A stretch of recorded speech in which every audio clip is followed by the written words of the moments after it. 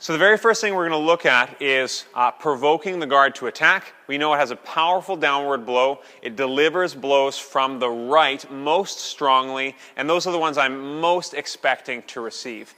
But I'm going to approach, of course, in postures that can deal with any attack that might come. Of course, any other blow that comes, the nice thing about it is I get generally more time to respond to it. So I'm going to provoke Greg to attack me by breaking measure and changing guards. So I'm giving him two different types of opportunities that hopefully he'll really see as a great opportunity to come to strike. And this should hopefully seem straightforward based on a lot of the defenses we've already worked. So here, I stepped in, lowered my sword into Portrait of Pharaoh, was able to turn to make my collection in frontale because I'm expecting the attack, and I forced him to work at a full extent of his range, cleared his weapon, and counterattacked.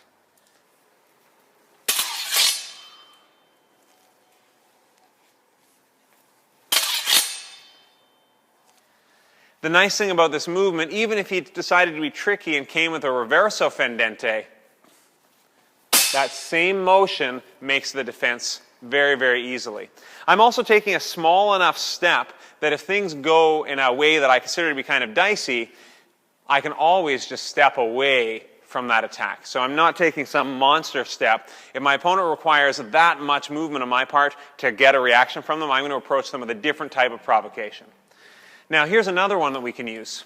I'm going to be coming from posta di donna myself, and I'm going to lower the sword into dente al cinghiata in order to set up a deflection.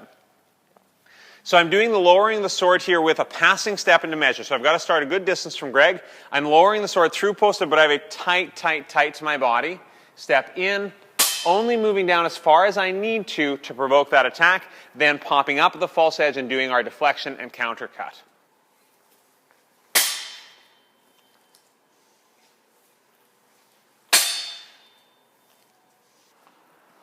I can also use the same type of action. If I start in dente al cinghiata, this can really set up an idea where Greg might believe his attack is closer, faster, in a better position than me. I'm going to approach towards him using the idea of breaking measure to get him to attack while elevating my sword and moving a little bit more towards his sword side.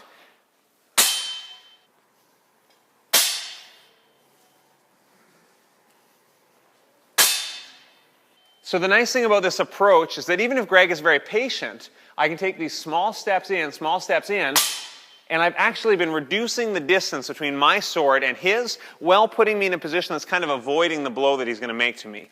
So I'm lifting my sword, and this allows me to make a very small deflection in order to get in behind his attack. The nice thing, too, is, of course, if he waits and doesn't attack, once we get to here, I'm going to be able to hit him with this thrust far faster than he's going to be able to respond with his parry or attack.